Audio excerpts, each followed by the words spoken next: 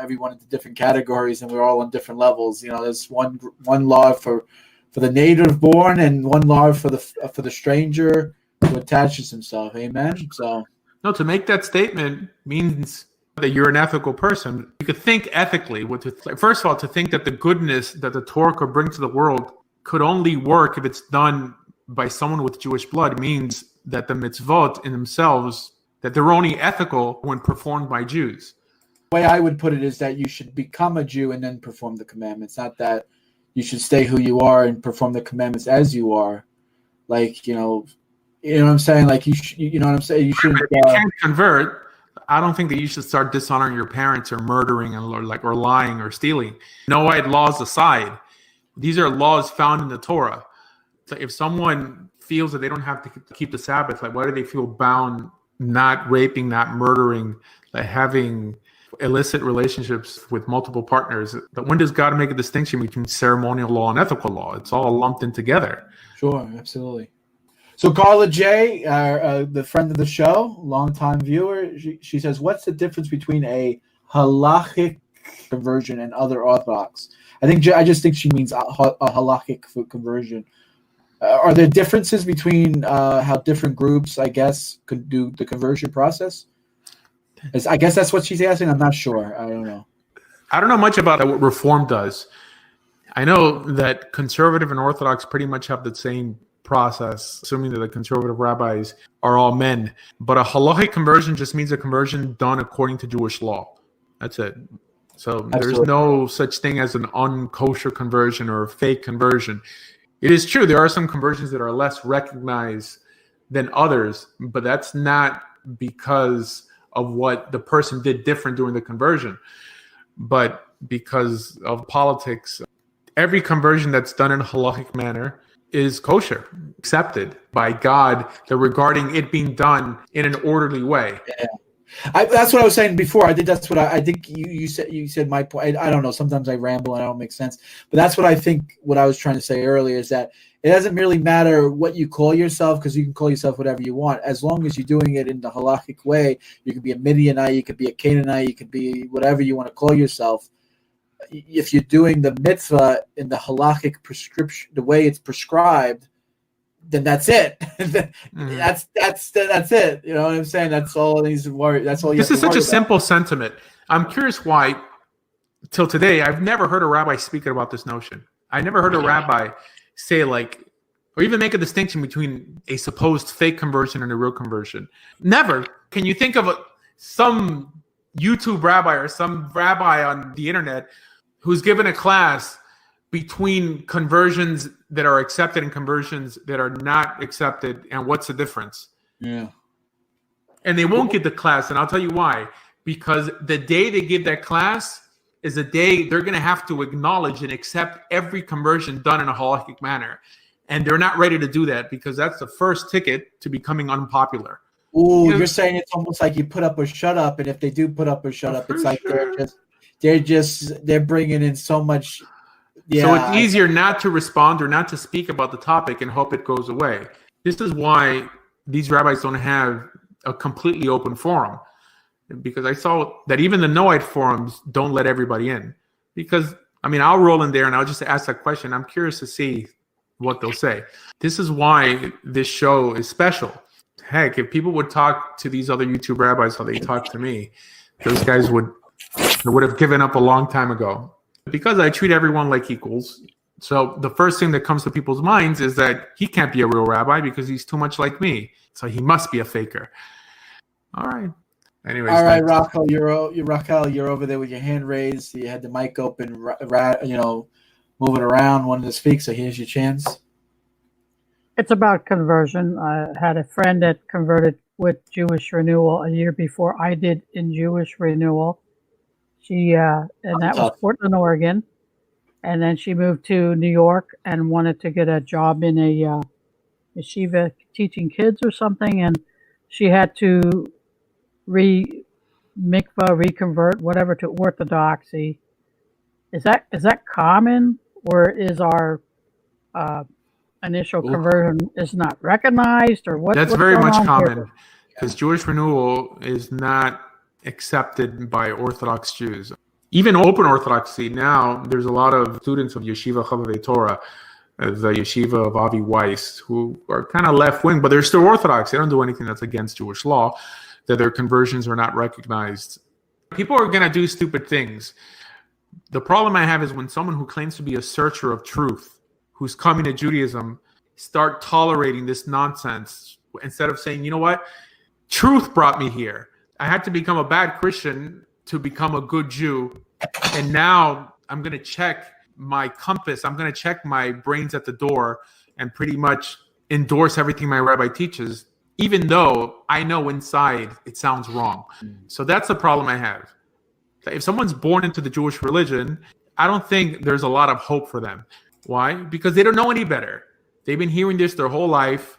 But someone who came from the outside, a searcher looking in, and Avraham, now suddenly you're going to stop thinking and just continue with the rabbi worship like everybody else. That is what disappoints me, because it shows that the reason they left Christianity is not because of any argument or because the counter missionaries were more convincing, but the reason they left Christianity is because they began to elevate Jews to such an unhealthy level that they replaced Jesus for Jews. That's it. I would say that's really the bulk of the people who come to Judaism nowadays on that basis. And we see it. We see people who would only listen to Christian music before, now listening to secular Israeli music in their car. Yeah, but just because it's Jewish. They don't care if it's religious. They care that it's Jewish. So it shows that they worship the Jewish ethnicity over the God of Israel. That's it. It was pretty rough. You know, I my friend came on the show, William, and I want to. Gregory has his hand raised, so I'll let him go after this. But my friend William came on the show, and he was asking you questions, and he said he left with such a bad taste in his mouth. He hated all the answers you were giving him because, like, I love the answer what you just said to me, right? Like the answer you just said to me was perfect, but like what you said to him on my show was like, become a Jew. It's all about making money. You're going to become a big mocker. You're going to get better jobs. It's almost I didn't say it's all about making money. It's like he was like, what is this? What is this guy saying to me? It's like I thought he was going to give me the answer. Go out to be a warrior for Hakadosh Baruch Hu. He's like, no. I'm giving you the brass tacks. This is the way things are in the Jewish world. The thing is, most people don't know anything about a Jewish community because Facebook is their community. This is not the real world. And I wouldn't be doing my job as whatever I am. I don't even consider myself a rabbi in the show unless I'm giving a response to a halakhic answer. But I wouldn't be a good life coach if I'm not equipping you to live a good Jewish life for you and your kids. And that's not going to happen on Facebook. That's going to happen in the real world. So when you find out that to live in a Jewish community, you at least have to bring in 80,000 plus a year, you're going to get a rude awakening. A rude awakening. Sorry, I had to. Rude with R-U-D-E. Michael Rude is an interesting character out there on YouTube. So we have a comment out in the live audience. Luis Rodriguez asks, Rav, can a ger judge over a native Israel? And if a native Israel Jew is a native Jew required in a conversion bet din or just knowledgeable 3 gerim? Thanks. According to halacha, no. A ger cannot judge over a born Jew, although that's a later enactment. Why? Because we know people in the Sanhedrin that were gerim, and not just that, they were the heads of the Sanhedrin, like the 2 zugos, Shemaiah the Avtalion. So it shows that was a later rabbinic ruling that stated that a ger could only judge another ger. If that was the case, then they would still be eligible to convert, because if there's any judging being done there, it's on one ger to another ger. So it's not an issue. But I have a video on this anyways regarding judging, because there's another statement that converts shouldn't be given any positions of authority. And the example that's given there and what they can and cannot judge against or for is things that someone would need smicha for, which would mean that no one nowadays could be able to judge on those things as well. So being that no one has smicha, because smicha doesn't exist anymore. But yeah, the halach is that a ger can only judge other gerim. All right, fair enough. Gregory, what's happening? Yes, sir. What's happening, fellas?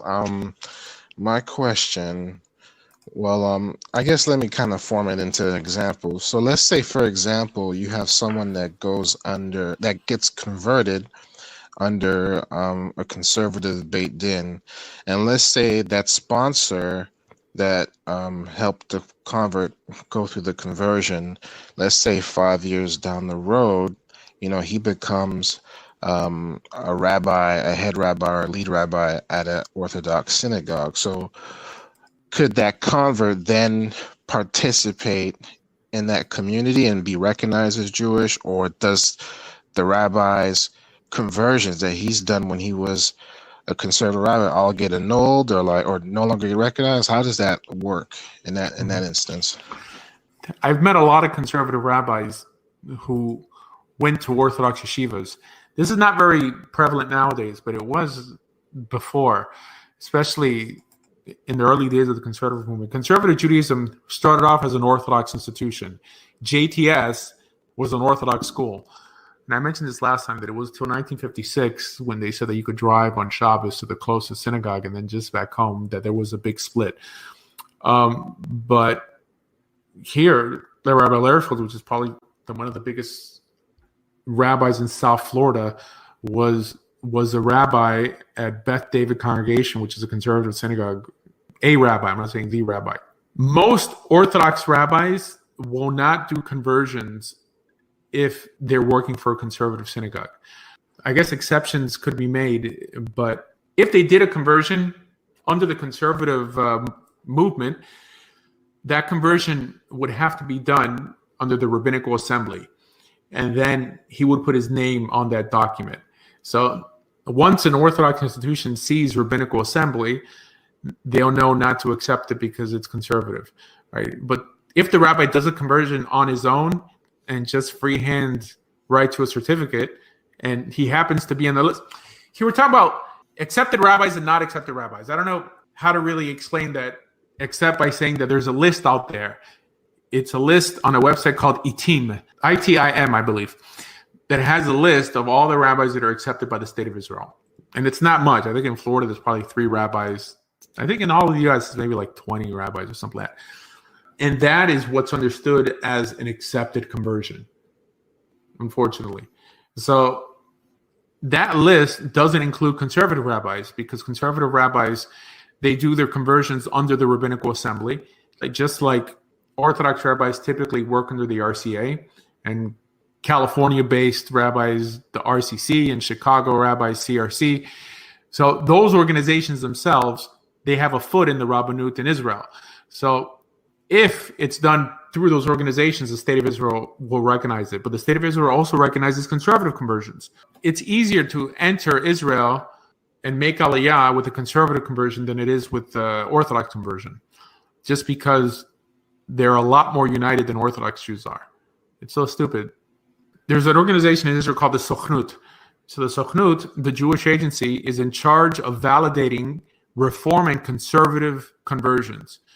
But the Rabbanut is in charge of validating Orthodox conversions. Now the Rabbanut, because they have this principle that if you're more primitive, you're more religious, they invalidate the vast majority of conversions that come their way done by Orthodox rabbis. Now, while the Jewish agency, the Sochnut, validates all the conversions that come their way done by Reform and conservative, which means that because the Orthodox have taken this stance, i.e. the Rabbanut has taken this stance, they're just going to ensure that more Reform and conservative converts move to Israel instead of Orthodox converts. But they really shoot themselves in the foot. Instead of saying, look, if someone who has Orthodox smicha is performing the conversion, that we assume that the person he's converting is a little more serious than someone coming, let's say, from Reform. I'm not going to talk bad about conservative just because it's really a mixed bag. As a matter of fact, the conservative synagogues I've visited in South Florida are actually full of Messianic Jews, which is not necessarily a bad thing, but it shows that it's religious enough for people who actually hold a religious lifestyle to partake in. While Reform, I don't think many Messianics feel comfortable there just because of the politics is very left-wing. But yeah, go ahead with the follow-up question. No, hold on. What I was asking was, like, let's say, for example, Asher, that you were ordinated as a conservative rabbi and you were my sponsor, and then you basically converted me through a conservative Beit Din. And let's say, I don't know, 5 years later, you go on and you become a leader or a head rabbi at an Orthodox synagogue. If I show up, to daven, do I not get an aliyah? Do I not get recognized as a Jew? It's not necessarily my conversion, but if I show up at your synagogue, you obviously were part of my Beit Din when I went through the conservative conversion. But when I show up to your synagogue after you've upgraded, do you recognize me? I guess it's more of like a personal thing. I guess it depends on the person. I was the one that converted you. I was the one that knew you. Would you then become right? I was, because I know you personally, and then So I've seen people not count other people in a minyan, even though the rabbi says it's okay. The person says, I don't want him in the minyan because I don't like the rabbi who converted him, and they won't count him in the minyan. It depends how much pull the person who's objecting has. The rabbi, in the vast majority of cases, unless it's a Chabad, does not run the synagogue. In Orthodox synagogues, there's a board. The rabbi really has no power in 90% of Orthodox synagogues, unless it's Chabad, because the Chabad rabbis run their shuls. Right, they don't usually give up their authority to a board. Right, they fundraise, and they're the ones who build the shul. They're the sheriff there. But in like Young Israel's, there's a board, and the board is the one that hires the rabbi. So it's really who on the board wants to vouch for you, but I'm pretty sure that in any synagogue that has a big board, they'll never accept anyone with a conservative conversion. A rabbi vouches for you, then he's going to have to write you a new letter and say that I accept the previous conversion, but I'm going to immerse you again a second time. Yeah, it's not a... That was actually... No, but you're dealing with the Jewish people. Think about it. There's no instance... He gave you a knuckleball there, Rav. He really did. There's no instance where I would see Jews stay quiet in such a situation. Because some will be like, sure, accept them. Some will be like, don't accept them. And the rabbis are not going to... Well, they rather reconvert you than like validate a conservative conversion. Now, that being said, I have been in a synagogue where they counted a guy for a minyan who had a conservative conversion because they needed one guy. And it was fine. See, the thing is, the more irreligious the congregation is, the more accepting they are. The more religious, the more everyone's going to try to be a rabbi.